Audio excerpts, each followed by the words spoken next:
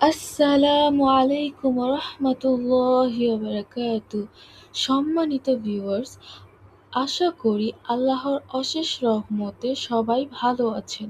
আপনি কি জানেন, ৫ প্রকার মানুষ কেয়ামতের দিন সবচেয়ে বেশি আফসোস করবে?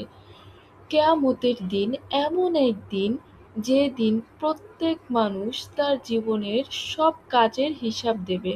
সেই দিন অনেক মানুষ থাকবে যারা দুনিয়ায় সুযোগ পেয়েও আল্লাহর পথে না চলার কারণে গভীরভাবে আফসোস করতে থাকবে।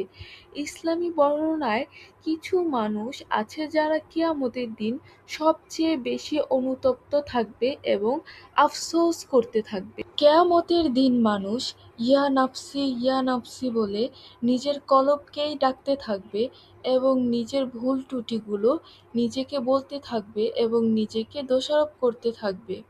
তার মধ্যে নাম্বার ১, যে ব্যক্তি নামাজ অবহেলা করেছে। নামাজ ইসলামের সবচাইতে গুরুত্বপূর্ণ ফরজ ইবাদত। যারা দুনিয়ায় নামাজকে গুরুত্ব দেয়নি, তারা কিয়ামতের দিন সবচেয়ে বেশি আফসোস করবে আর ভাববে, হায় আল্লাহ, আজ যদি ৫ ওয়াক্ত নামাজ ঠিকমতো পড়তাম। নাম্বার ২, যে ব্যক্তি দুনিয়ার লোভে পড়ে আখিরাতকে ভুলে গিয়েছে। অনেক মানুষ দুনিয়ার সম্পদ, নাম, যশ ও আনন্দের পেছনে ছুটতে গিয়ে আখিরাতের কথা ভুলে যায়। কিয়ামতের দিন তারা বুঝবে দুনিয়ার জীবন কতটা সাময়িক। এই ছোট্ট দুনিয়ার জীবনে মায়ায় পড়ে আখিরাতের রত্ন জোগাড় করতেই ভুলে গিয়েছে। ৩, যে ব্যক্তি তাওবার সুযোগ পেয়েও তাওবা করেনি। আল্লাহ মানুষের জন্য তাওবার দরজা খুলে রেখেছেন যতক্ষণ না মানুষ মৃত্যুর আগে হযরত আজরাইল আলাইহিসসালামকে দেখতে পায়।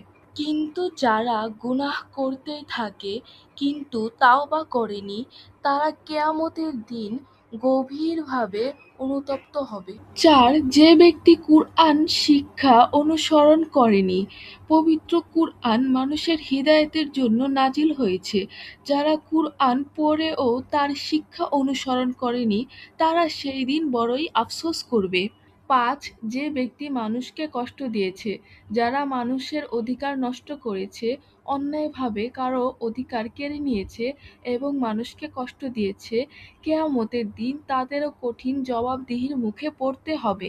কিয়ামতের দিন আফসোস থেকে বাঁচতে হলে এখন থেকেই আল্লাহর পথে চলতে হবে, নিয়মিত নামাজ পড়তে হবে এবং ভালো কাজ করতে হবে।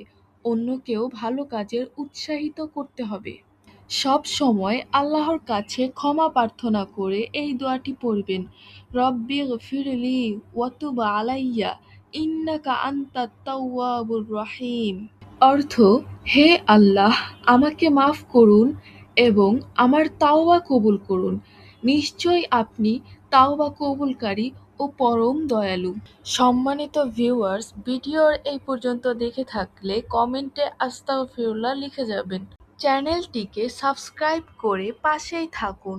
সুস্থ থাকুন, ভালো থাকুন। আল্লাহ হাফেজ।